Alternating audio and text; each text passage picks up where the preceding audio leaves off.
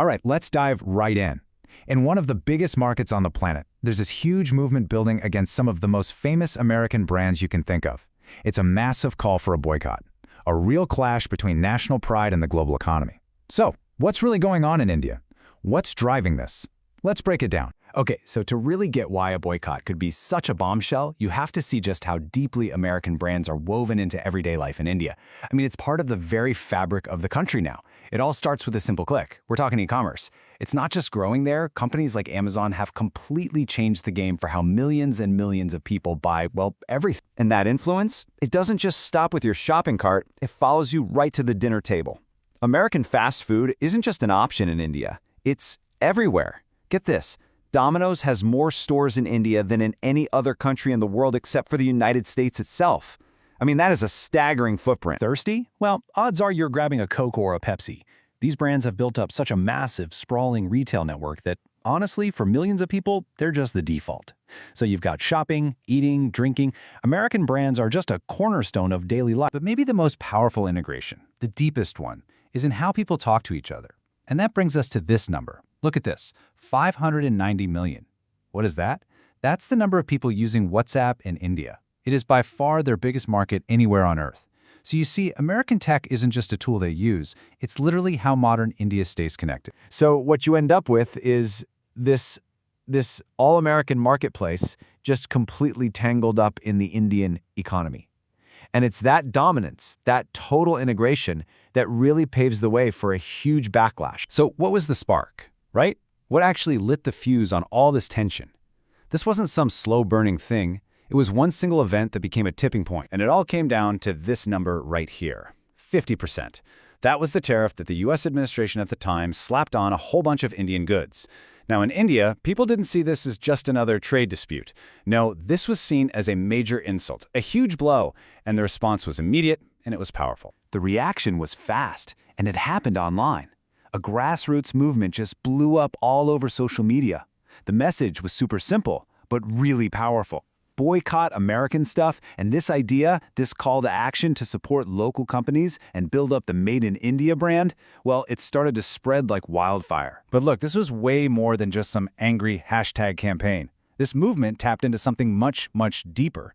It was a powerful call for economic self-reliance, and that's an idea that resonated, well, everywhere. From people on the street all the way up to the highest levels of government. And you can really feel the passion behind this movement in this quote from Manish Choudhary. He's an Indian co-founder. He said, "We have proudly spent on brands that we don't own, while our own makers fight for attention in their own country." Wow. That just totally reframes the whole idea of shopping, right? It's not just a transaction anymore. It becomes an act of patriotism. And this ambition wasn't just about physical products, stuff you can hold. Not at all. Leaders like Ram Shastri, the CEO of Drive U, were pushing for a much bigger vision. He said India should have its own versions of Twitter, Google, YouTube, WhatsApp, the whole shebang, kind of like what China has. So the goal wasn't just being economically self-reliant, it was about achieving complete technological independence. And this whole push for self-reliance, it got a massive seal of approval from the very top. Prime Minister Narendra Modi himself made what he called a special appeal, saying, now is the time for us to give more priority to India's needs. I mean, when the leader of the country says something like that, it gives the entire Made in India movement a ton of political power. Okay, but here's where ambition meets reality, and it's not always a smooth ride. It's one thing to have this powerful, emotional call to support your local heroes. It's another thing entirely for those local companies to overcome the massive hurdles to go from being a national success to a global player.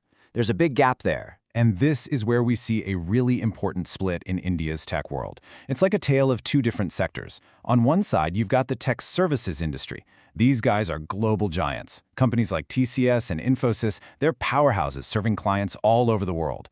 But then you have the other side, tech products. And even though they might be big names at home, these companies have always had a really tough time breaking out and competing on the global stage. That's the real challenge. So just when the story seems pretty straightforward, India pushes back against American brands, champions its own, something happens. Something that just throws a wrench in the whole narrative and shows you how complicated and messy our globalized world really is. Just look at this timeline. It's wild. On Sunday, you have the Prime Minister of India making this huge, passionate speech about national self-reliance. Okay? Then on Monday, literally the very next day, what happens? Tesla, probably the most iconic American tech brand of the decade, opens a brand new showroom right in the capital city.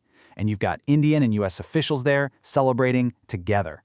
It's such a striking contradiction, you almost can't believe it. And that head-scratching moment really brings us to the biggest question of all. In a world that is so deeply interconnected, where your phone, your car, your social media are all part of this global web, is a true economic boycott even possible anymore? Can a country really wall itself off and achieve total self-reliance? Or is this kind of collision, this constant tension between national pride and global business, just the way things are now? Something to think about. Thanks for tuning in.